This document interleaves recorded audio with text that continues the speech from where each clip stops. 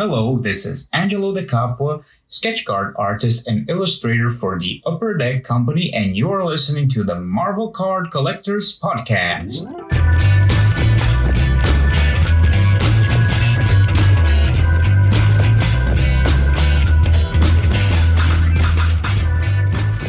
Coming up, so come up and get this party started. I'm coming up, I'm coming.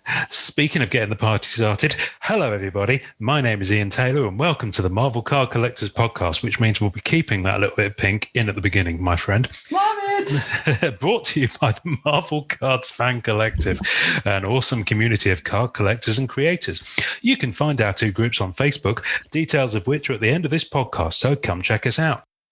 With me, as always, is my co-pilot in all things Marvel cards.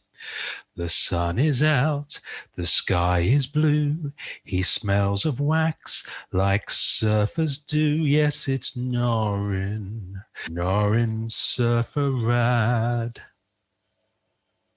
Wow. Like, I know you don't work in the theater anymore, and I know you weren't like an actor or a singer, but I did have my moments. See, that's what I'm saying. I can sense it. I can feel it from here, honestly. You can like, I feel embarrassed that I didn't buy money for this show. Yeah. But yeah. Yeah. You can take the boy out of the West End, but you can't take the West End out of the boy. Or something.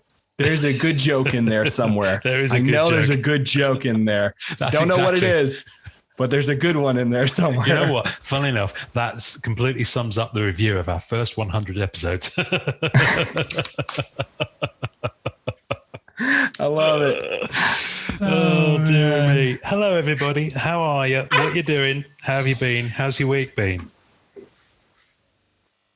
Great. Thank you. They all answer. That's good. They all answer. That's nice. Yeah, they'll all drop in the insert answer here.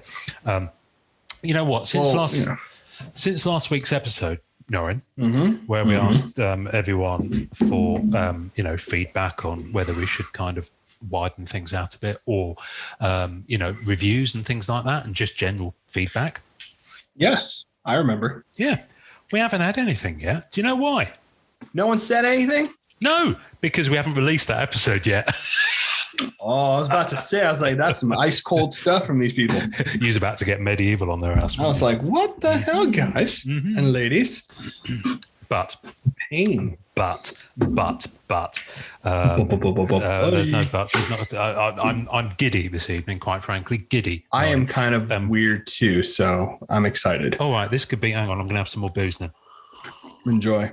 I say let's get weird. I want more singing, revealing information about ourselves that should not be revealed. That's absolutely cool. And I want to talk about cards. That's exactly what I want this episode. You know what? Of course. I think it's a real shame that you don't drink, because I'd love to absolutely get with you once when we're recording a podcast. Okay. Well, hear me out. I will drink with you. We will do a show if you want to do it like that. I don't promote alcohol stuff, but we could do a funny episode. I mean, I don't mind. Why not? Well, there used to be there's a guy who used to do YouTube or podcast stuff. I can't remember what it is now. Drunk Story Time. Drunk history or whatever. That was great. This was really early on. This was before any of that. It kind of became a thing, but this was 10 years ago. Anyway, maybe one day we'll do. Why not? That sounds like fun. Absolutely. I drink. Right. So here's the thing: when I do drink, I drink only fruity drinks. That's right. Like, you do like pina coladas. Like that, I do like super feminine drinks. So, feminine air quotes. So like when my wife and I, we do get like a drink or whatever, they always hand her my drink. And I'm like, no, that's for me. The one with the umbrella in it. Yes, I'll take that. So it's always kind of fun. Hilarious. That's hilarious. It is. I thought so. Meanwhile, she's there with one of those great big German tankards. She has like bourbon and on ice. And she's just like shaking her hands with a cigar and say, do it again, baby. You know what? I can. Don't take this the wrong way. I can. I can picture your wife in Mad Men. Oh, she's definitely that. Yeah, Don Draper for sure. Yeah, I'm definitely Peggy. I can see. No, for sure.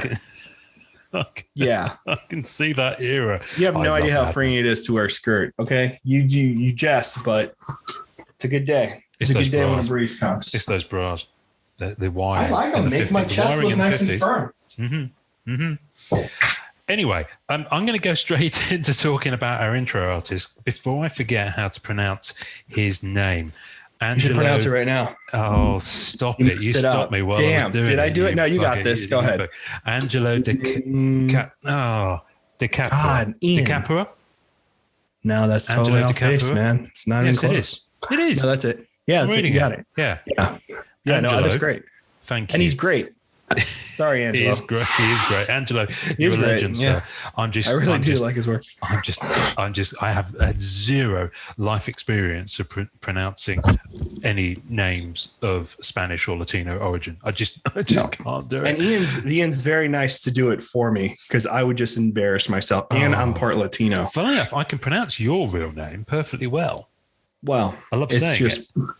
I love hearing it. And loudly. crying it out in the heat of That's what I was going to say. Faust, oh. It's glorious. Magic. Glorious. Anyway, Angelo, glorious sorry, we're ruining your moment. Glorious purpose. Please tell me that you shout that at the moment of passionate climax. It is now. Oh gosh. Purpose. Oh my Gideon. Right. Let's share the screen and we can look at Angelo's gorgeous Instagram feed. Angelo. You can find him at I'm going to spell this Angelo, which is Angelo De Capua, Capuas art. Anyway, the link will be on the tasting notes. And you can go and feast your eyes on all the gorgeous stuff that we're about to feast our eyes on. So when I was scrolling down earlier on, he does great stuff on his Instagram. He keeps up with it. Awesome post. He does progression images of sketch cards, and his art's really nice. I'll tell you what I dig is the different styles. Because if you look at the top of his feed as we record, there's an Ant-Man and Wasp dual panel. So it's a puzzle. And I'm really digging the progress shots that he's got on here.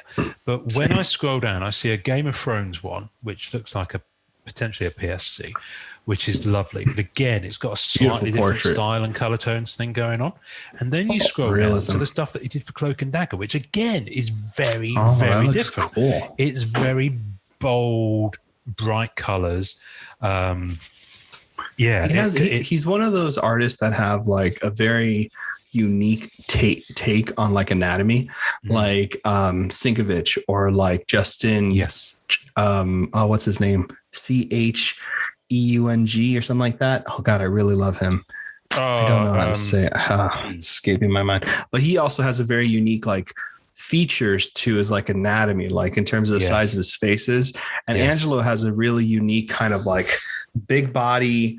The face is it's not so slender, but it has a unique kind of like look to all of his characters. So it gives off a really good personality to his work. Looks good. It's quite interesting. It's almost, when I look at the difference between some of these styles you've got here, it looks like Cloak and Dagger stuff. It looks much more of a 90s kind of vibe. Oh, brings me back. And then when you scroll down further, look at that Joker. That's brilliant. That's a great Joker. And when you scroll down further, Game of Thrones work is amazing. Mm-hmm. Well, he does realism really well. I love that Iron Man videos. That's cool. Wow. I love it. Sorry, this is where I've stopped because I'm watching a video. He does great Instagram. work. This is great listening for people. But let's scroll down a bit further. I believe he's in the group. Look at that, Captain Marvel. That's brilliant. Harley Quinn is dope. I love his signature as well. It's kind of an A with wings coming out the side of it. Oh, yeah. That's really cool. That is really cool. See, this is good. I wish more artists did this kind of thing because a lot of artists just post a shot with, look at that Ghost Rider. They just post a shot of all of their cards like laid out. Mm-hmm. But what he's doing on one of his videos here is he's literally holding them in his hands and he's just going through them one by one, which just lets you have a bit more of your eye have a bit more of a gander. Plus, it feels like they're in hand. You know what I mean? Which I like. You know what I mean? That's kind of like the whole point of cards. So that's pretty fun. Look how long his thumbnail is there. I think that might be his wife. Do you think? Oh, that's not his. That might not be his hand. He's got very feminine hands. I mean, he could. I mean, there's nothing wrong with that. I love your hands. They're beautiful. They are absolutely beautiful. Is anime I'm stuff. into them. That's cool. Look at I'm that into anime. what they create. I love them aesthetically. Oh my I love goodness, that could be Loki. one of the most Sinister Lokis. That's really fun. That's one of my favorite Loki cards I've ever seen. So, are you familiar with the English band Gorillaz? Yes, of course. They were animated. So it's Damon Albarn and what's the artist guy? It's one guy who voices all of them. No. Damon Albarn from Blur is the kind of the musical side of it, but the visual side of it is what's his name? Yes, I'm having a mental bar. Anyway, it looks like one of those guys. It definitely it's a does. Loki sketch, side profile, and it's brilliant. I love it. It reminds me of Battle of the Planets as well. So it's definitely got that kind of anime vibe to it. Yeah, I like this anime. I used to love Battle of the Planets. And the Doctor Strange. Yeah, so I'm digging your style, Angelo. That Doctor Strange very is brilliant. cool. I love it. And he's clearly embraced the anime style with those cards. Look at that Nebula. Very cool. Okay, go and check his stuff out, folks. The link will be on the tasting notes because I'm not going to even attempt to read out the Instagram feed again. Eyeball his stuff. Get a commission, especially if you've got any anime stock left, because that's good. Mm-hmm. Some of that. I can't Very see. nice. Look at that Thanos. Sorry, I've gone. I've I like gone the down a Thanos rabbit a lot. hole. I Look like at the that vision. I Thanos. think I saw someone pull that vision Let me click out behind it. I feel like I've seen it. It could be wrong. No, you might have done. There were an awful lot of really good. Oh my goodness, he does realistic like portrait faces so well. He does really good. Gandalf. You should try it again on Star Wars if you haven't already. I think he'd be great on there. You never know. I think he might have done maybe so. He might have done so. I like the Gandalf a lot, actually. You Black Panther's shall dope. not pass. God, I'm not doing it too loud because I teared up so hard when he did that. I know it's like super like made fun of now, but man, when I first saw that, I was like, wow, that's good stuff. Gandalf is a dude. I love Gandalf. He's my favorite. Gandalf. He is Gandalf the grey or white. Do you like him white or grey? I liked him gray. You liked him grey. Okay. Lost interest when he got white. Okay. You're He had an edge to him when he was gray. Yeah, he did. No, I did. I like the gray aesthetic more. I think it's really cool. I actually had the statue of it, the bust that came out a long time ago. Really? Of Gandalf. Yeah, I did. I saw it when Lord of the Rings came out. I was like, oh God, this is about wizards. I'm in. And I had no idea. And I got hardcore into it. And I bought the statue and I had it for a long time. It got very valuable. Bust. Yes, I did. I found. I mean, I looked at him all the time. Did you know Ian McKellen has a pub in London? Really? Yeah, he's got a pub in London. And quite often you can just pop there and have a drink and he'll just be like pootling around or behind the bar. I love it. Yeah. That's awesome. It's I on love the river. They're so sweet together. Yeah.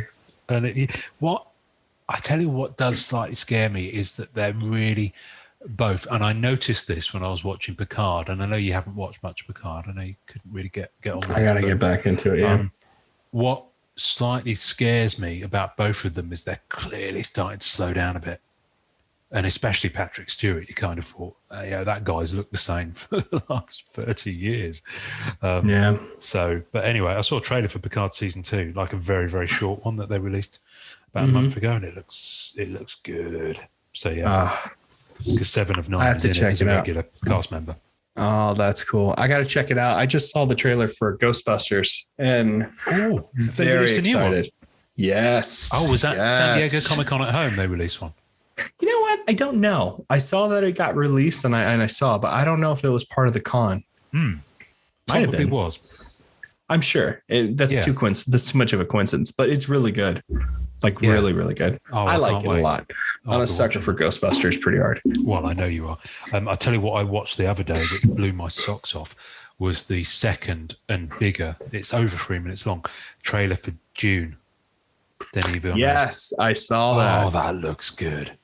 That looks pretty great. So good.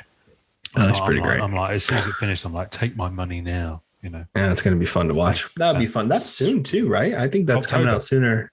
October. Yeah, October. Yeah. Ghostbusters, I think, was November. Wow. Okay. So we got a couple of things. Will you be venturing out to cinemas again, do you think? Or are you going to? No, I stay home. No, I didn't enjoy cinemas before. Man, the US is so weird. Like I wish I could be in a cinema, but like before the pandemic hit, it was very much like worries about guns and stuff like that. It was kind of for some reason Greensboro was having a problem with that kind of stuff where I live. I don't know why, but just it's not bad around here. Like it's not a crazy place, but for some reason gun violence around here can be pretty bad. The South and stuff like that. So and when I watch movies, I'm like 100% like zoned into it really hard. So you know what I mean? Like, unless I can do that, I don't, and if I'm not feeling safe and I can't do that, I don't see the point of watching the movie in a theater because I don't feel, you know what I mean? I'm not there. You're not in the zone. I'm not in the zone. So, I mean, who knows? I mean, it's November. I love theaters. I love theaters, but we don't have any good ones either around here. Like, oh, really? Yeah, we have one older one here that has beautiful architecture inside and stuff, but it's tough. It's just, it's slim. I don't. What is the theater situation like over there? Is it very like strip mall-y like over here, or is it still nice? You can get old ones, but a lot of them are newer, purpose-built ones now. For example, in London had some beautiful cinemas, like big 1930s Art Deco buildings. Odeon is one of the main chains. And the Odeon Kensington High Street was beautiful. You went in and there was a big like staircase that went up both sides. Oh, man. And it was lovely and it had all this ornate kind of plasterwork. And it's great, but they're obviously older buildings and, cinema, they want to carve them up. But a lot of those older buildings were literally just one big screen. Back in the day, you didn't have multiple screens. It was just one room. So, I think they struggled with it a little bit, some of those older buildings. But in the end, Odeon Kensington, I remember going to see Pulp Fiction there in 1994, not long after I'd moved to London. And I think it closed about 4 years ago and is now an apartment block. The Odeon West End in Leicester Square in London. There's two Odeons. There's the Odeon Leicester Square where all the big movie premieres happen. And that's still got one of those big organs that comes up through the stage. Oh, that's cool. Still got that going on. And that's massive. Cool. That's huge in there. But the Odeon West End was probably about 200 yards away on the bottom side of Leicester Square. And again, Art Deco, brilliant. And it was one of the last screens in central London that you could do a 70mm presentation of the movie. Good stuff. And I got wind of the fact that it was being, and so basically, as is always the case, the local authorities, so the councils, take money from developers, and that's why it goes through. So the Odeon West End was sold to a hotel developer, but the deal was that they'd keep the frontage, the Art Deco frontage of the building. Of course, as soon as the building closed and demolition started, that went out the window and that got demolished as well. There was a big outcry. But I went to see, literally the day before it closed, that I went to see Interstellar for the second time because I'd seen it and absolutely on 70, and I went to see it on a 70mm presentation. That movie's gorgeous, man. That is a pretty good looking movie. On Christmas Eve. Wow. And it was his last day of opening. It was his last day of opening, and I was one of two people in the cinema. Wow. It's huge cinema. So he sat behind me about 5 rows back. So I literally had no one in front of me. About 10 rows back, right in the middle, I positioned myself, 70mm presentation of Interstellar with Hans Zimmer's music. And it was like a religious experience. And I'll never experience that again because that cinema's gone. It's a hotel now. That's a crying shame. You know what I mean? So, I think get me started on stuff like that. No, the closest I ever got to that was I finally got to see Sunset Boulevard in an old theater, and that was sick. It didn't have like all the bells and whistles, but still very cool to see like an older movie in an older theater, and one of my favorites. So that's an awesome though, man. Super jealous of that. That sounds really cool. It was quite an experience. And when I regale people with tales of my London past, but when I worked as a box office manager in the West End, I worked at the Prince of Wales Theatre, which is between Piccadilly Circus and Leicester Square. I say that because people get on a tube from one to the other, and in reality, they're 300 yards apart. It's ridiculous. Oh, wow. It's often quicker to go above ground than it is to go underground in central London. So and we were really close to, so you'd literally walk out the door, next block over was Leicester Square. And so the theatres and the cinemas would often do this thing whereby if there were free tickets available, they would offer them to your staff, you would offer them to them. So you kind of had this kind of networking thing going on. And the manager of the Odeon Leicester Square it was old school. He'd been the cinema stroke theatre manager at the Dominion Theatre when Star Wars opened in 1977, when the Dominion Theatre was the cinema that Star Wars premiered at in London. So he was old school. And in the 90s, when I worked at the theatre, he was the general manager of the Odeon Leicester Square. He was getting on a bit now. He's retired now. He might even have passed away because he was getting on a bit then. He would let me know when there were press screenings of really big movies. And he would sneak me in through the side door before the press came in so that no one would see me and I'd get into trouble. So I was already in there. Wow. And so I remember getting in to see Lord of the Rings, Fellowship of the Ring, Two Towers, and Return of the King before they went on general release at press screenings.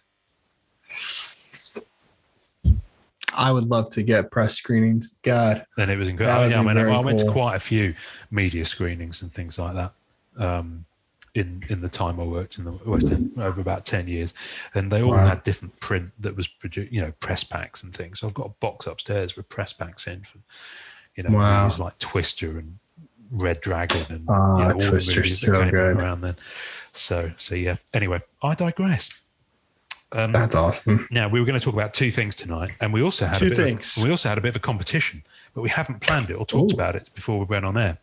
Yes. Should we save that, or should we just make it up as we go along? Okay, so stay tuned to the end of the episode because we are going to be talking about a very cool opportunity for everybody to get on the ground floor of a free, and we'll tell you in a little bit. So let's go ahead and talk about our topics today for the show, Ian. Right. Very professionally done, dear. You're welcome. Thank you. Thank you for steering this jalopy back onto the road. So I appreciate it. So I want to talk about two things. Let's talk about plates first, because if I go into talk about the other topic, we'll go down a rabbit hole of excitement and oohing and ahhing over images that our listeners can't see.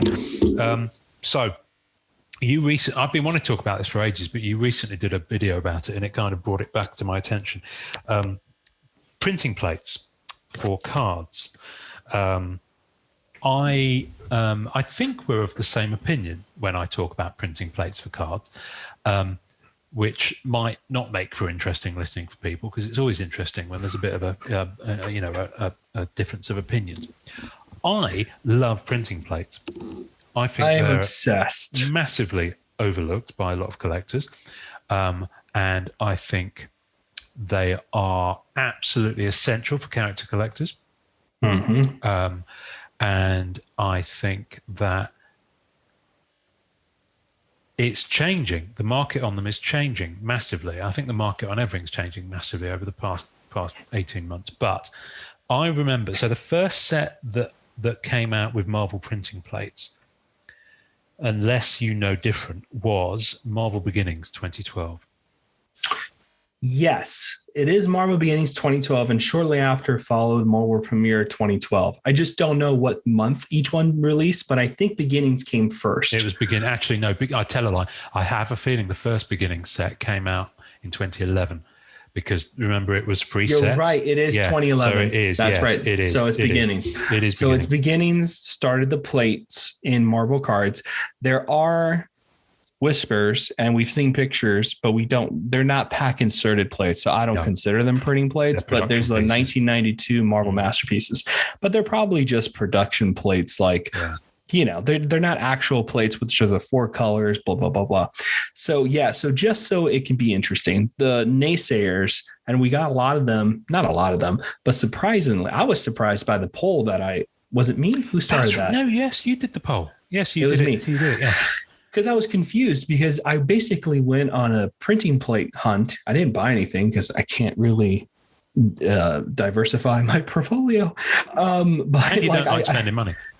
I really don't like spending money. It's so weird. I'm learning that about me so much. I really don't. I pay high for like any Silver Surfer stuff. When you go for something, you properly go in. I'm just going to find your poll while I think I remember the numbers. It was like we took the poll and 84 people said that they were not important, and not that they weren't interested in them, but that there weren't particular things that they looked for or even went after, while only I think it's 40, 60 something of collectors were actually 100% believe that they were super important. I think some of the naysaying thing is that people are like, it's not a true 1 of 1 because there's 4 of them. I disagree, but I understand why you say that. Some of the plates don't look good or register the image very nicely. That's true. Mm-hmm. I've seen that happen quite a bit. Although on the other hand, though, I think that some plates actually register the image very beautifully. Yes. And I think it's very special. And you know what? I think the Marvel Beginnings and Marvel Premiere plates are actually some of the prettiest printing plates. I don't know what they did with the printing. I think it changed, but the color registration in black, not even the colors, like just in black on Marvel Beginnings and Marvel Premiere are so crisp. It looks like a stamp of the card. Like it's so beautifully crisp. It's very nice. But those are the naysayers. And it was pretty interesting to see that poll. I was shocked because I thought people, because I'm conceited, I thought everyone thought the way I did about them being like phenomenal. Because I was like, dude, how do you not get in on this? But I think you and I are the same mind. I think a lot of character collectors actually they all must be on the same level as this too. Yeah, absolutely. Right? I haven't seen anybody. Yeah. I think that those were the people who agreed, people who character collect. And I think character collecting, not only because of this show, but because of just, everyone, the hobby kind of coming into it and having to, again, choose their own adventure, have become more character collectors. I think there's a lot more of them. I think there's 2 aspects to it. I think we're discovering people that we didn't know were character collectors. That's true. Also think that there is there are people who have decided to focus more, and character collecting has been the way that they've focused, if that makes sense. And that I've definitely seen happening. So there's guys that came into the group and they were just getting into it, and they were in the process of working out, okay, what am I going to be collecting? Am I going to go for sets? Am I going to go for plates? Am I going to go for sketches? Am I going to go for character, or am I just going to go for teams and things like that? So I've definitely seen that, and I've actively engaged with people who've been asking those sorts of questions when they've come to group. You know what? I can't find this poll for Love Nor Money. I'm sure it's on there somewhere, but I can find it real quick. I think I still have a picture of it for the thing. No, it's the comments I wanted to get to, because there were some interesting comments on it. I think they were amazing. No, I think it's worth finding. So I'm just gonna look up plates. I might got and it. then posted by you. By me, that's exactly what I was going to do. So live, we search. Here we go. Got it. You posted it on the 18th of June. Well, you're welcome. Me with a spam syringe. This is very interesting. So you had 3 options. 26 answers, which was really nice. Well, someone added that last option. So the first option was not important, not a priority, 84 votes. Important, must have, which I ticked, 46 votes. And then 46. Someone added, I absolutely love the rarity, but with metallurgy existing now, there is no way difficult to see printing plate compares, and that's 5 votes. I will fight that person. Let me look at the answers to this, because metal cards are a very different thing to printing plates. They're not the same thing at all. Even if they're limited to 25 and hand numbered, like metallurgy. Metallurgy. There we go. Someone's put the bastards of 1 of 1 cards, especially as they aren't true 1 of 1, but pieces to the rainbow. I have one, but I mostly kept it because its trade value is lower than what I would want in return, since of a character I collect. it's very interesting looking at some of the answers on here. It really is. My keyboard is doing weird stuff. Yeah. And so it's very interesting that the people who have talked about it, who have been into it, the names are coming up to me as character collectors. They really are. The ones that are truly getting it are character collectors. The other people, I do think that they're important for set collectors because they should have them. Tommy posted a very cool stamp printing plate. Yeah, Spider-Man. That's really interesting. But one of the comments was, what is it? Someone posted, I just know, just for me, it feels more like a trophy and nothing to look at. However, if I scored a plate on a set, I would likely keep it. So that was a pretty interesting thing.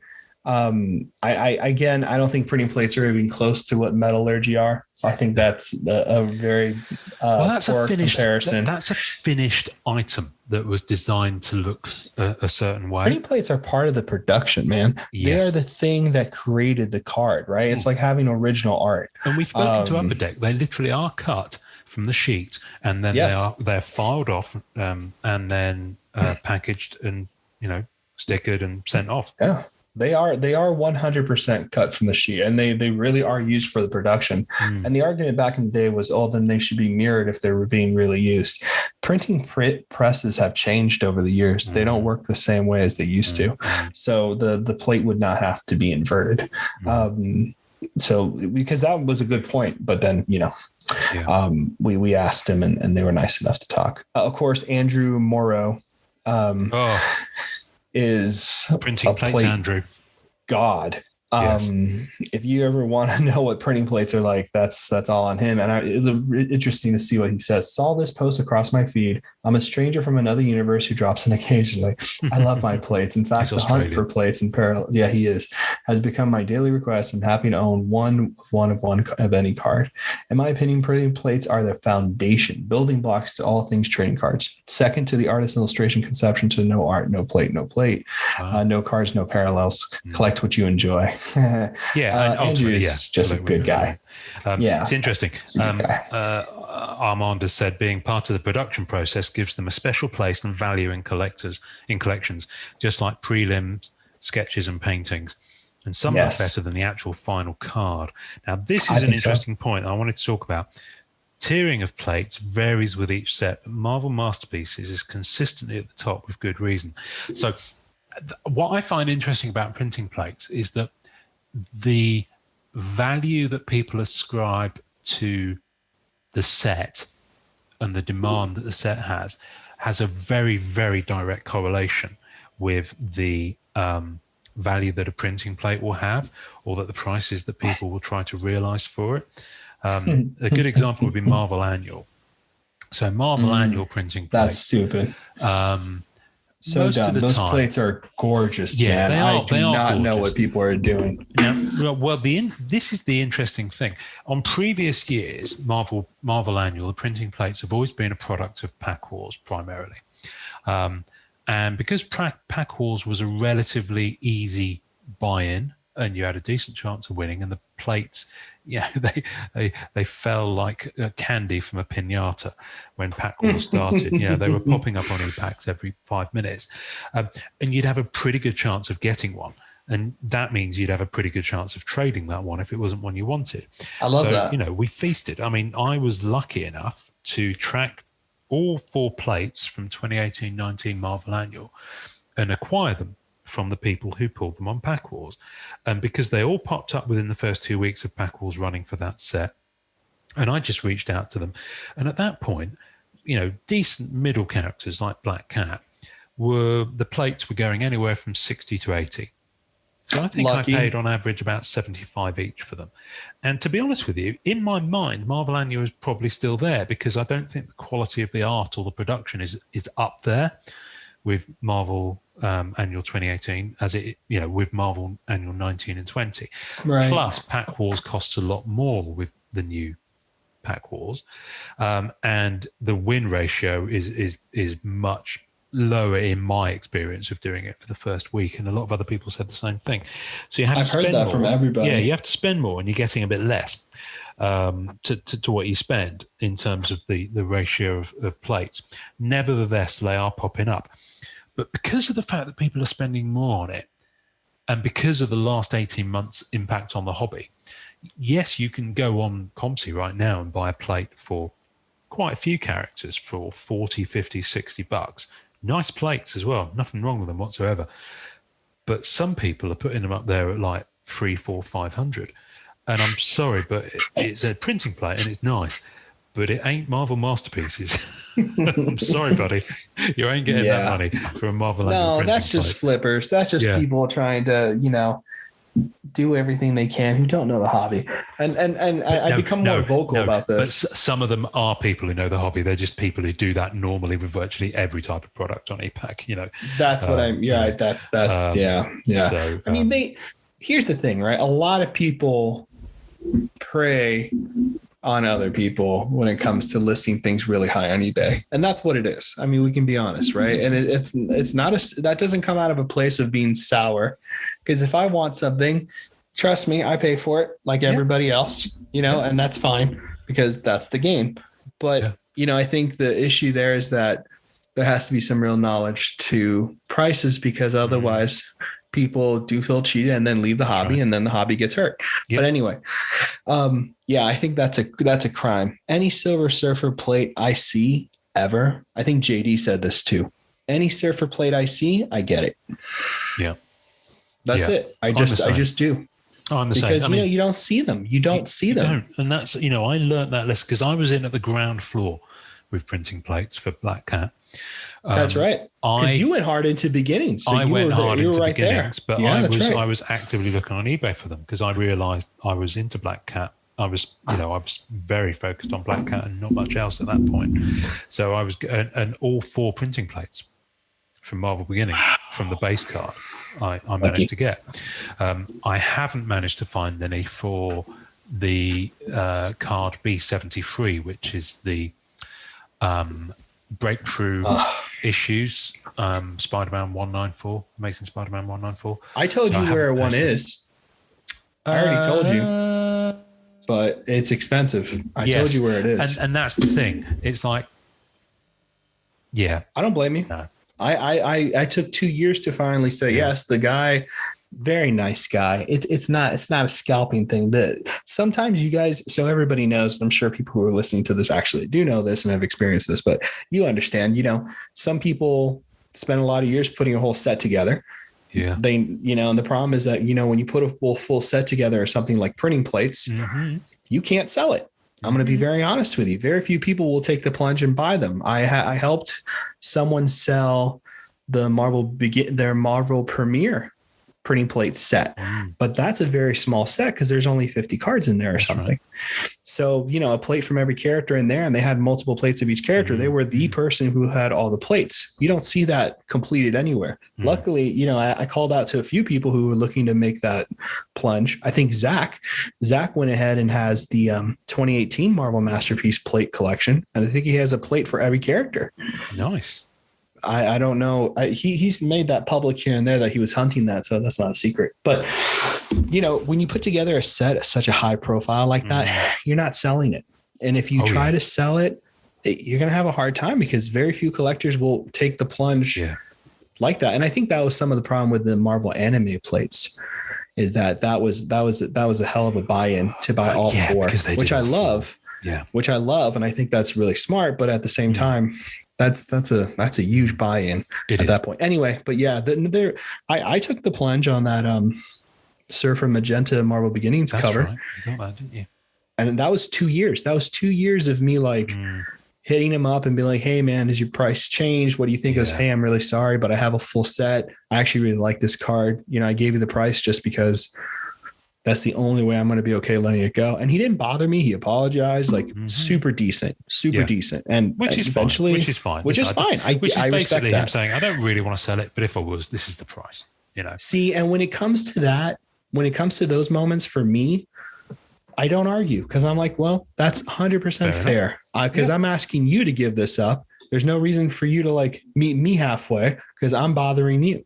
Yeah. And and that's why I usually pay a high price for those things, because there's no reason for me to, go down that road with them. Yeah. But yes, in terms of printing plates, yeah, man, I think the annual stuff is nice. Even lower end product printing plates. I think the only ones that I would never dive into, and the only reason is because I'm not into the MCU, are like Ant-Man and Wasp plates, or, Cloak and Dagger plates, or something like that. Like, I think it makes sense for Star Wars. You know what I mean? Because like it's of a scene. And maybe it's just because I don't like those particular type of sets, but I mean, I love the MCU, but I haven't gotten into those. I wonder if anybody's doing that. Yeah, absolutely. Well, Andrew has certainly got. Oh, Andrew, that's right. Andrew's doing that. But that's right. But yeah, and I think people do. It's very interesting. They're significantly cheaper for the most part. Those MCU set plates. I mean, they're really, really cheap. So you can go after, and you can get some good ones. I remember, if I'd had the money, I'd have probably gone for it. I remember seeing a Goose plate from the Captain Marvel set, cool. And I just remember seeing it and thinking, oh. But I've already got one cat. I can't go after a ginger one, so they fight.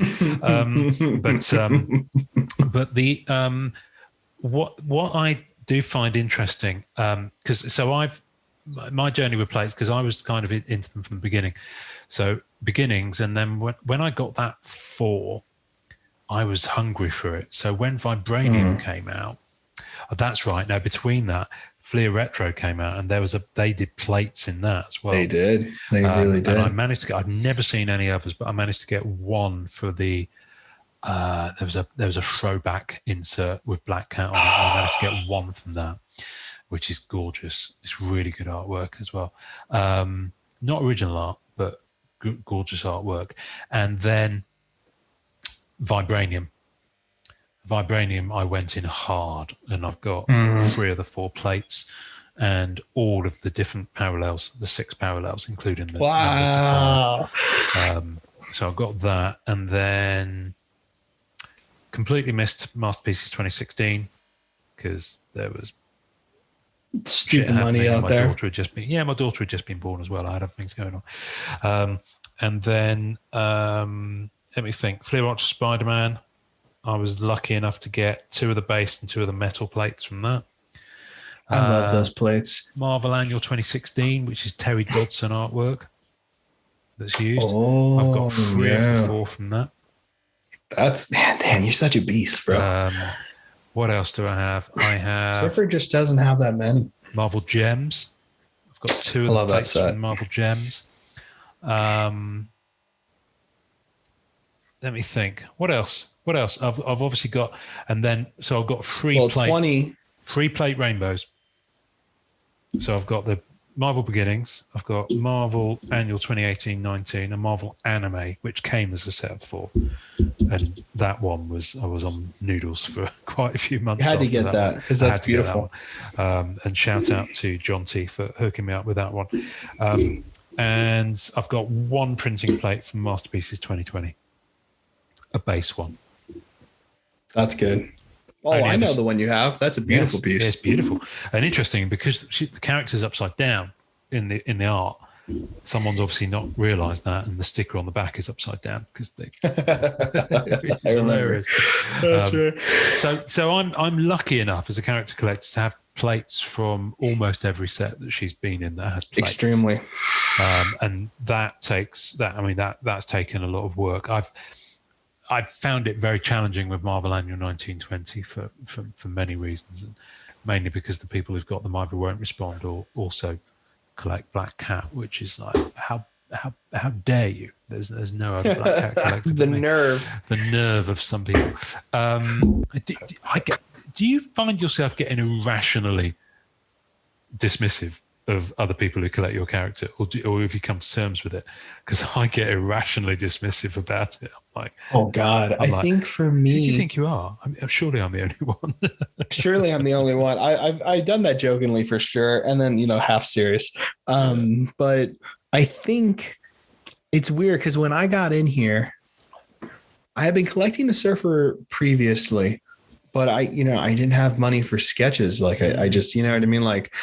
by the time, all the good stuff was out, I was doing a lot of work and trying to get into like, schooling anyway, stuff like that. So there was a lot of hard work going on and stuff at the house. But, when I started getting into it professionally, where I was able to like professionally, on a kind of like on a deeper level, I started picking up things and I was getting really frustrated and I just wanted to know where it was at one point. So, I found good friends of mine who were surfer collectors, and, my major other surfer collector, it's just him and me. And then one secret guy. I don't know where the secret guy is. I don't even know if he exists. I think he's more of a sketch collector person, but I've never spoken to him. I got his email once, emailed him a really nice email, like, hey man, I just wanted to say hi. And, just want to know where these cards are, just so I have some peace of mind that I'm not like waiting for them to pop up on eBay and no response. So that's fair. That's fair. Whatever. No pressure. But Uribo Jordan, who's a really good friend of mine, is the other surfer collector. And he has, an incredible, he just recently showed me Topps 1976, the sticker, the production 1 of 1, the Topps Vault card. Wow. So he grabbed that off eBay before I got into the hobby and grabbed it. Oof. And he showed it to me and I was like, did it make you want to sell it? Did it make you sit up and beg? I did. I was like, I can bring out the knee pads, whatever you want, man. He's like, nah, man, I'm good. No, it's super sweet. But no, so we mess with each other, but I don't know. We both, what's really nice about meeting someone who's an actual character collector of your character is how similar your personalities will be. I don't know if that's happened to you, but Uribo and I are very similar in like why we like the surfer and our personality. So it cracks me up. Yeah. But you know what? It does help me. I guess a long story short, it did help me figure out how to approach my character collection of the surfer as to, because, for you got in at the point where you could kind of grab certain things. Yeah. And, the competition for Black Cat is, I have no idea what that world is like. Your world is completely different from mine. It's a world of pain. It's a world of pain, but the things you have are all top notch. You know what I mean? Very few people rival the things I've seen from your collection. So, for me, surfer wise, I had to look at it and be like, okay, how am I going to approach this thing when I know someone's sitting on like 600 Silver Surfer sketches? And, I do think at the end of the day, that actually really helps because it makes you feel like you're part of a bigger collection, not just like hitting your head against a wall and wondering, why can I not find anything? Does that make sense? Yeah. No, it makes absolutely perfect sense. I think I find, I don't know if this is true, but the thought has just crossed my mind. And I always get into trouble when thoughts cross my mind on this podcast. So I'm just going to take a moment to structure them before they come out. I've really stepped back a little bit in terms of Black Cat sketches. And I think it's because now that I'm aware of so many big sketch collectors around, I find it a little bit intimidating because a lot of them have got much deeper pockets than me. So I know that a lot of stuff just gets hoovered up by some people who go after that character and all female top end characters that artists look at F. Booth, man. That's kind of super awesome. That's kind of what I'm saying. He's a beast. But that's the thing. I don't have. Some of the people who drop money on these cards have clearly got much bigger incomes than me. Mm-hmm. So, there comes a point where you just have to say, look, I just can't keep up, and that is the important thing. And this kind of ties it back to the plate side of things, is that with annual 19 and 20, I can't keep up anymore. I'm kind of at the point where, much as I'd love them, I would absolutely love one of each. And there's three different cards. So there's 12 plates. 3 times 4 is 12. Yes, it is. Good. That's so much. And all 4 of one of them have come out already because they were in the physical release. They were in the main EPAX release of Marvel Annual because it's for one of the chase cards. But the base and base variant printing plates were Pack Wars exclusives. And I'm looking at them, I'm like, I've already had a go at some of them, and it's just like, all right, whatever. I've No, offered that's money. where I'm at. I've offered money, and I'm like, if I've offered you a very fair amount of money for them as well, and I'm kind of like, yeah, they'll come back around, I'm sure. But they all come back around. Well, I just had someone, thank me for that, because they just went through a thing where they were like, it was Paul. Paul was trying to get a 1-of-1 Beskar of his character from Mandalorian season 1. And he was like, man, this 1-of-1 sold on eBay. I missed it. Do I dump my rainbow and be done with it? And I told him, I was like, look, man, if I've learned anything with this hobby, and I'm not like super old in this hobby, like you and some other people, but if I've learned anything, things come around. They pop up again. Less of the old, yeah. Less of the old. But interestingly, that is interesting compared to the advice I give people with plates. Excuse me. I always say to them, and I remember saying this to Donnie when he was chasing after his character from Masterpieces 2020. I was like, he was asking me advice on things, and people knew he was after it, so it was probably slightly overpaying. I was like, listen, just get it done and move on to the next one. Agreed. Well, that's the difference with plates, though, right? Yeah. When you have, for me, I never let a plate go unless it's something so stupid that I'm just like, this is like the price of original comic book art at this point. Then I'll let it go and be like, whatever. But I'm with you on the I will never. Unless it's like stupid, I don't do it. But I always tell people that too. But the truth is, I actually hit the same marker as you. In terms of, it's not being distraught. It's more of like, all right, I'm not going to be able to keep up. And, MM16 did that to me with Surfer. That was it. That hit the nerve. That kind of showed me where my line was. And I looked at it and I was like, I don't think it's worth paying. People are saying the red spectrum should be like, really high up there. I don't believe that, and not because I don't have one, just because I haven't seen sales of reds to prove that. And I'm sure they'll be up there. And I think they are a big deal. And I agree with everybody. It's not that I don't. But anyway, the big point is that, sometimes you're going to come across prices and you're going to get to a point with your collection where you're like, how am I in on this? You know what I mean? How is this still making me happy? Having to compromise certain prices, certain things, or am I willing to? Am I just going to be happy with what I have and move on? Yeah, and that's what happened to me too. Same thing. I mean, I'm in quite a good place at the moment because going forward, I know that I'm probably not going to be collecting full sets or going after full sets, so I can focus just on Cat if she's in the set. That helps a lot. You'd be surprised. Yeah. So, there are some exceptions, but. For the most part, I won't wade into a Marvel Ages again. For example, I'll just focus on the Black Cat related cards that are in that set.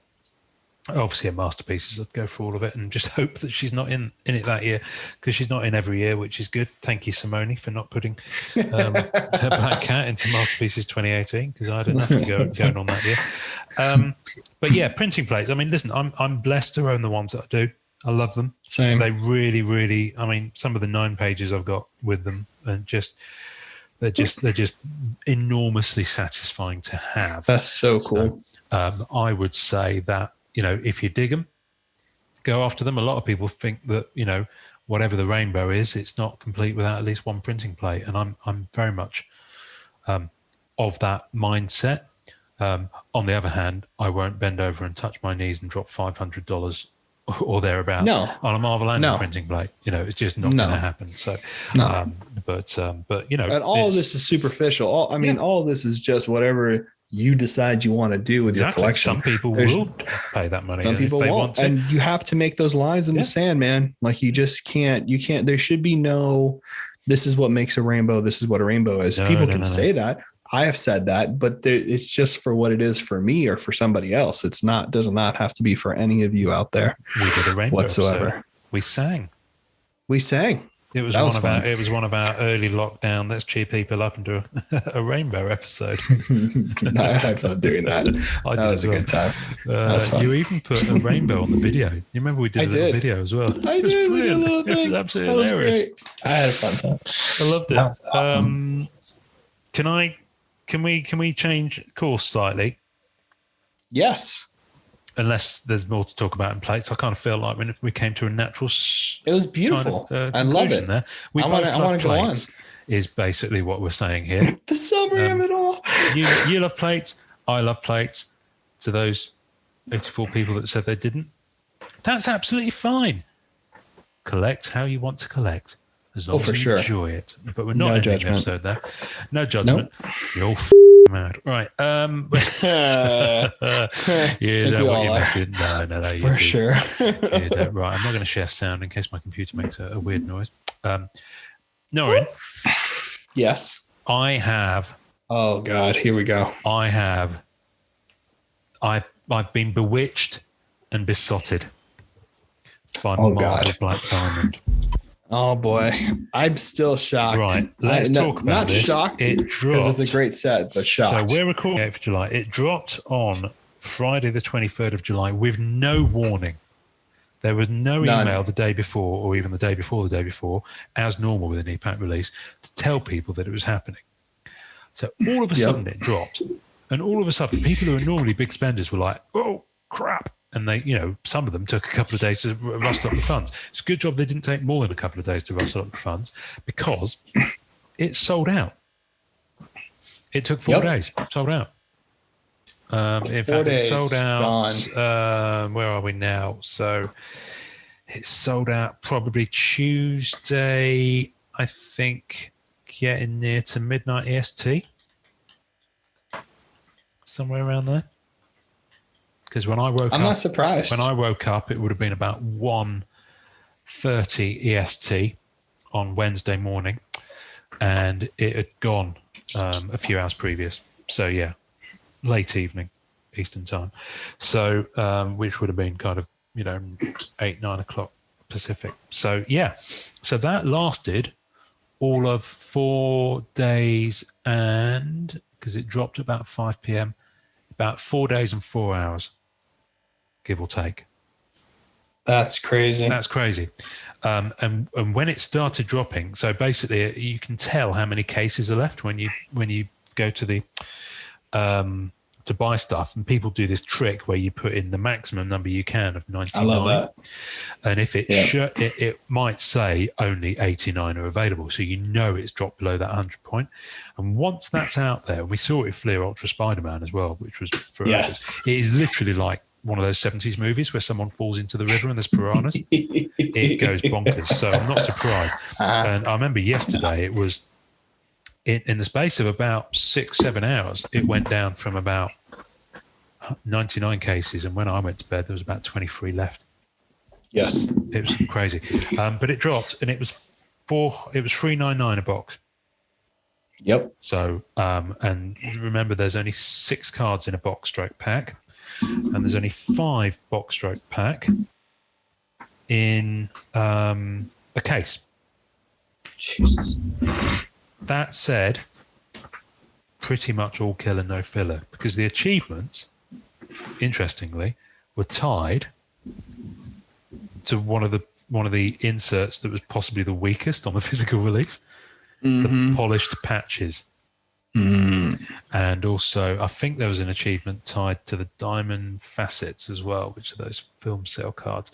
I might be wrong on that, so forgive me if I am, folks, because I knew I wasn't going to go for the achievement, so I kind of didn't pay much attention to them. And straight away, so I'd had 3 of the diamond shard, which are the relic cards. I had 3 of those in hand, and I loved them. You've seen them. I had Captain America. Gorgeous. I had Pepper Potts, and I had Valkyrie, Tessa Thompson. So I had those, and they're wonderful. And I paid a decent chunk for those from a UK seller when the physical release happened a couple of months ago.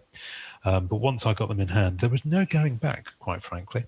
What I didn't realise was how quickly the market would be flooded with those patches, because they're not numbered.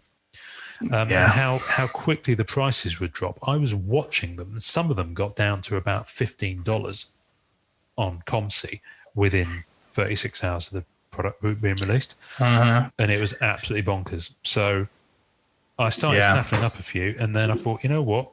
I had some money left in my PayPal. I went in once. I went in twice. And you know I went in twice because we spoke. I know. I went back a third time. God, I can't believe you bought 3 boxes. So let me talk you through it. So I did some pretty good trading, I have to say, I think. So in the combination of purchases, and I have to say, I did have 2 people gift me a diamond shard for my birthday. I'm not going to embarrass them and name them, but you know who you are if you're listening to this. So thank you. Bless you. Honestly, it made me very happy because I'm getting older now. Did I tell you what my daughter said when it was just about to be my birthday? She goes to me, she goes, "How old will you be tomorrow, Daddy?" I said, "I'll be 48. She goes, "So you're 47 now?" And she goes, and I go, "Yes." And she goes, "And then you'll be 48, and then you'll be 49, and then you'll be 30. Aww. And I was like, "Yes, that's exactly what I'll be telling people." That's exactly what's going to be happening. Thank you. Anyway. And you are a gem. I know. So I went in. I love that. A combination of purchases and trades. I have a full diamond shard set. Not all of them are on impact, but I'm sharing my screen with you. So I've got the singles there. Okay, so I am looking not at that. Oh, you're not. What are you looking at, dear? I'm looking at your email, love. Oh. You're looking at my email? Yes, I am. This is upsetting. Let me start sharing again then. Stop sharing. Yes. And start sharing. This is embarrassing. It's not embarrassing. I was wondering. I thought you were keeping it sealed until we were talking about it. Tell me when you can see gorgeous cards. I see gorgeous relics. Okay, so there we go. I've got. Oh, what did I just do? I just clicked on something. It does not get much better. I think those are my favorites. They are lovely. You've seen these in hand? No. You haven't. Oh, the shine, the foiling on them is beautiful. It's kind of like around the edge of the kind of the fabric here and across the top. It's kind of got a very sapphire, platinum-y cool. sapphire kind of thing going on. It's absolutely stunning. And they're thick. They feel nice in hand. But excuse me, sorry. I do apologise, everybody. I'll edit that out. It's okay. But you scroll down as I've got the jewels, because the prices on the jewels dropped hard. I mean, big time. Really? What surprised me, though, was how quickly the prices dropped on the triples, which previously had been going for 150 to 200. They were down to some of them. There's only 4 triples, but a couple of them were down to below $50 on ComC. What? So it really did. It really did. We've seen it before with masterpieces, where release of the product drops prices on certain elements of the set, not all elements of the set, but on certain elements of the set. And generally speaking, it usually, I wouldn't say it devalues, but it just, the prices drop and then over time they rise. So if you go back now for Masterpieces 2018, you're going to be paying more than you would have done 2 months after repack release, for example, when they were the most in market they could be. So I was like, you know what? I'm just going to do it. So there's my trips. And then in the process of doing this, I discovered that they were autographed diamond shards. I was wondering if you got any. Mm-hmm. Now, the autographed diamond shards are a tricksy beast because, and let me show you on ComC. And listen, I'll put some pictures of these in the tasting notes, but for anyone who wants to see them, they can just go onto ComC because there's loads on there. The diamond shard autograph, so it's the same as the diamond shard. It's just got an autograph on there, and it is a sticker auto, as all of them are. But there are 8 of those. But the biatch of those is, and you'll see, they're not actually different colours. It's just that those are photographed in top loaders because those are much, much higher value. You'll see there's only 3 of the kind of the lower characters, you'd say. I see that. Your Tilda Swinton, your Karen Gillan is kind of one of the. But all the others are more limited in terms of numbering. So you've got Emily Van Camp, which is Sharon Carlson, and 25 of those. Right. So that's more price. But then you've got Anthony Mackie, Chris Evans, Chris Hemsworth, and Elizabeth Olsen.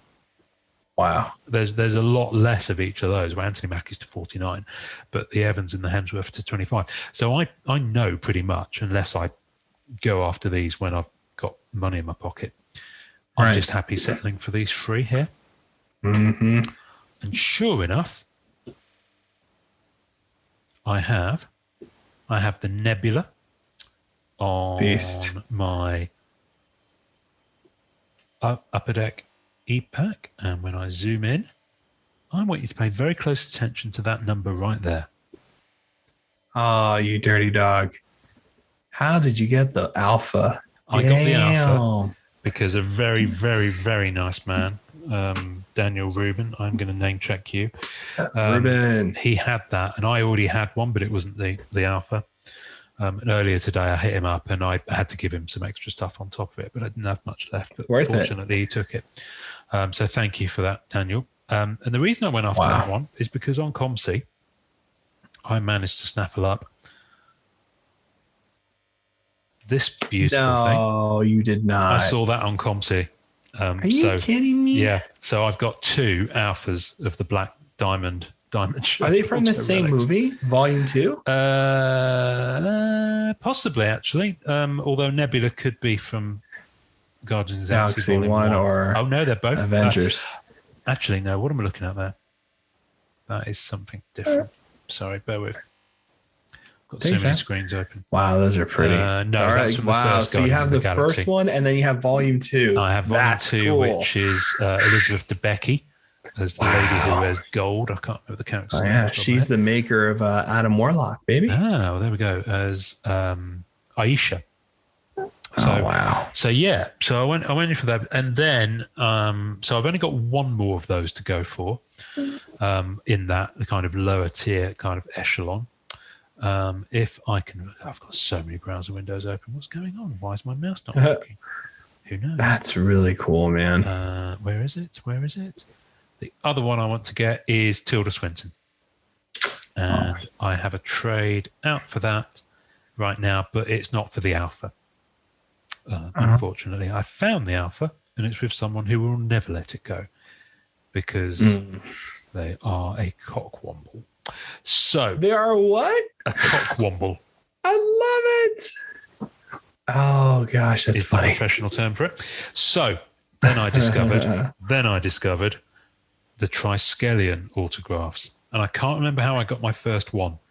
Those are pretty. But these are stunning. I don't know if you've seen any of these on videos, but if you look at a video of these, you'll get that's all silver. Wow. That design, I think they're stunning. Wow. So, wow. So I think Wong might have been one of the first ones I picked up. I think I just saw a crazy deal for it or something. I can't remember now. But if I go to the Triskelion ones, where are they? They're here somewhere. No, not that one. There we go. So here's the Triskelion. No, that's right. I don't know how I got I got a Jeremy Renner. What? I got a Jeremy Renner. And that's kind of my first bigger cast one. Wow. So I picked that up, and I can't remember if it's on e-Pack or if it's on ComC. No, it's on e-Pack. I honestly don't remember how I got that. It's all a blur, Norrin, as it often is when a set comes out and you go hard. So I got the Jeremy Renner, and I was like, you know what? I like these. I want more of these. On my third box, I pulled a 6 Diamond Infinity Stone. What'd you get? Rocket Raccoon. And it looked cool. nuts. And I was like, you know what? I'm just going to see. So, I reached out to... so mad at you, making me want these. I reached out to someone. And that trade, I had to add a couple of bits. But that trade finished my diamond shards and got me 1, 2, 3, 4 of these Triskelion ones. Got me the Kobe Smulders as Agent Maria Hill. Got me the Proxima Midnight. Got me the Ray Stevenson as Volstagg, which is kind of one of the more filler ones, the lower end. Yeah. And it got me the Benedict Wong. So I've got 5. I like Benedict Wong. No, that's cool. 6, 7. I've acquired these. Jesus. No, I've got 7 now. So I've got the Tim Blake Nelson from The Incredible Hulk, which I know it is, but I've never regarded it as an MCU movie. I might have to go back and give it another chance. I remember I didn't like it at the time, but I think technically it is an MCU one. But because of the whole fact that it's Edward Norton and then it became Mark Ruffalo, I don't know. I've got the Tilda Swinton. Well, now they're variants, so you gotta keep a little open mind, okay? Yes, exactly. Oh, yeah, that's the point. Yeah, variants. So there we go. So I've got 7 of the Triskelion autos.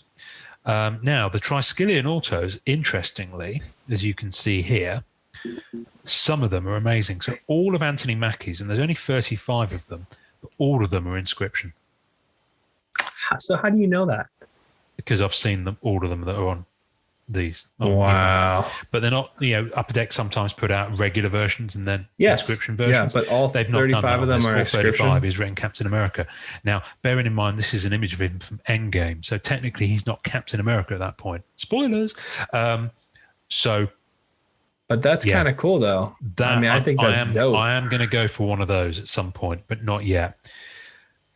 The Peggy Carter Haley Atwell I don't have yet, but that's relatively affordable. What I really want to go for, but it's only a 15 on the Triskelion, is the Paul Bettany, because this is the first set I think he's signed for. I think that he's the new signer. He is. Bucky Barnes, Sebastian Stan. I missed out on the alpha of that earlier today. I'm on a best offer on my Vapors, on my last stuff, which is a shame. But look down here. Looking. So those big ass achievements, the ones that everyone rushed for, they're Triskelion black. I know. And aren't they gorgeous? And there's only 5. They're beautiful. They're the tier 1 achievements. And I think you basically had to sleep with Beelzebub to get these. And they're incredible. So you've got Captain America, you've got Hemsworth. I can't remember they're not all on here because there's so few of them. But they're up at $5,000 a pop. But let's just have a closer look at them. There's 2 here. Beautiful. And the scan doesn't do that justice. That's going to be gorgeous. That's going to be gorgeous. But because it's black, it's just not showing up. But you can just about see. That's a shame. Behind, and because that looks beautiful. And that's amazing. And one person has put together there are inscription cards in one of, because the thing I've realized with Black Diamond, there are so many different types of autograph cards because they're sticker. So they've applied them to loads of different designs. So you've got the Diamond Shard ones, and not all characters appear on that. You've got a Triskelion, and not all characters appear on that. For example, there's no Frank Grillo Crossbones Triskelion. Oh. And nor is there a Frank Grillo Crossbones Diamond Shard. There is, however, a Frank Grillo as Crossbones polished patch autograph. That's so interesting. A Pom Clementov. Oh, she's cool. As there is for, who else is on posh patches, but not on anyone else? George St. Pierre, who plays Batroc, although he is on a different type of autograph, but not on the 2 I'm collecting. Winston Duke pops up on the polished patches. That's cool. But the interesting thing about the polished patches, which I've just, shortly before we started recording, started wading into, John Slattery, who plays Howard Stark Sr., Howard Stark as an older. That's cool. Speaking about Mad Men. He is, full circle. Yeah. He is on the polished patches, but he's not on any of the other 2. But look at something interesting. This is what I like. So if you're not fussed about what card your character shows up on, Emily Van Camp on the Diamond Shards, and don't get me wrong, I'd love her. She plays Sharon Carter, and she's obviously a big character in Captain America Winter Soldier. For sure. Her Diamond Shard is interesting. It says 25 there, but when you go back one, I think it says, it's only of 25. So they're currently 200 a pop for one of those. But you can get an autograph on a polished patch, and you will pay significantly less. $60. Oh, wow. That's really nice. Yeah, I do. So what I've done at the moment is I've gone after a couple of the characters I don't have autos for because they don't exist on the 2 that I've gone after. Yes. And so I have Emily Van Camp, the one I just showed you, and I have Pom Clementov on polished patches, which are basically a manufactured patch with an auto. That's amazing. So yeah, so I think, you know what? I don't think I'm going to go for the exquisite set, although it's gorgeous. I mean, it really is gorgeous. You know, the exquisite cards. It is really nice, but they're tough. That's a tough set. Brad was talking to us, right? He was having a really hard time. Yes. Well, actually, which one was the it? Exquisite, it wasn't the exquisite set. So the base set isn't the exquisite set. So the base set is 100 something cards, and they're out of 149, I think. The exquisite base set is 49 cards, but card number 1 doesn't exist because it's Anthony Hopkins. And it was pulled. Right. But of course, the red parallel of the exquisites, because the exquisite set, there's 49 cards. And that's the one that's got lots of coloured parallels. So you can get orange exquisites, you can get red exquisites, I think you can get greens and all this sort of stuff. So Upper Deck have done their usual kind of coloured parallel thing. Right. Which I'm not as big a fan of. The red exquisites, as we know, some of the Anthony Hopkins, and they're limited to 23 cards. Some of those leaked out. So a lot of people are going after the red set because it's the only true complete red interesting exquisite set that you can get. So I've decided not to go after the exquisite set. I think that makes a lot of sense. And I'm just going to go for the autos, the ones that I can afford. You know. Oh yeah, I think so too. For the price of an Anthony Mackie, I can get 15 to 20 other autos, and that's not to diminish the Anthony Mackie. I would love an Anthony Mackie autograph card, and I will eventually get one. But for now, I'm just getting. The market is as flooded as it's ever going to be with this product at the moment. I agree. These are going to dry up, so I'm just going to snap up. I'm going to snap up the small ones while they're cheap. The ones that are expensive will always be expensive. So I'll just come back to them later when and if I can get a hold of them, because the supply will dry up on some of them, I'm sure. So, but if that makes sense to me. If I don't get them, I've still got a really, really nice set. I mean, look at this. I love it. Look at them. I'm obsessed. So I'm obsessed. Like I'm so mad at you. I've not had this much fun. I've not had this much fun on a set since possibly Anime last year. I'm so mad at you right now. And it is a high, it is, don't get me wrong, it's not everyone's cup of tea. But I've decided to go I think they're some of the best looking Marvel cards to come out. Yeah. Let's be honest, man, they're gorgeous. You know what I mean? I mean, they're really pretty cards. I mean, personally, man, I really want to go for something in here, but I'm gonna call it now. And it's not even here August. We go. Set of the year for me. Really? Yeah. Unless Upper Deck pop something else out of the hopper later this year that is gonna blow my socks off. I think this is, like I said, not everyone's cup of tea. A lot of people are like $400. No way am I paying that for 6 cards. No way am I paying that for photos of actors. And it's like, you know what? That's fine. Everyone likes different stuff. And I've decided, and this has come out at a time when I've decided to make that switch from, collecting all those 149 base cards or whatever it is, and just going after the costume cards and the relic cards. And that's not just a Marvel thing. That's on other non-sports properties as well, as we spoke about the other week. So, it just kind of happened at the right sort of time for me. But because I've held some of them in hand, I just know the quality is absolutely up there. I mean, I know. I think they're gorgeous. I think they're some of the nicest cards I've ever seen, to be honest. I really do. I think they're gorgeous. I mean, this is what an MCU should look like. An MCU release should look like for cards. Like the stuff they've had previously was nice and all, but if I can be honest, this stuff is just so on point with the foiling and layering. It's just nice. It's just really, really nice. What stands out for me on this set, apart from a couple of QA issues I've seen, and the most outrageous one is, you get those booklet plate sets. So there are plates in this, and they're booklets, and they fold out. So the plates are actually in a cardboard kind of fold out thing, and they look amazing. And they're a very, very tough pull, and you get all 4 plates. So they're not an achievement; they're actually a genuine pull. So I like the fact they've done that. But on the back of it, on the front of the booklet before it folds out, you've got put character name here, put movie name here, And it's like they've missed that. No, in the production process. that's probably the worst mess up you could have. I pulled one of those, which is almost the Well, highest one. I'm about to blow your mind. Go on, tell me. That mistake is not on the EPAC ones.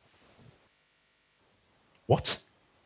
Yep. Have you looked up a plate on the EPAC ones yet? No. I've seen people post them from EPACs where they've got the error. I didn't see it on the one I just looked at. Wow. Okay.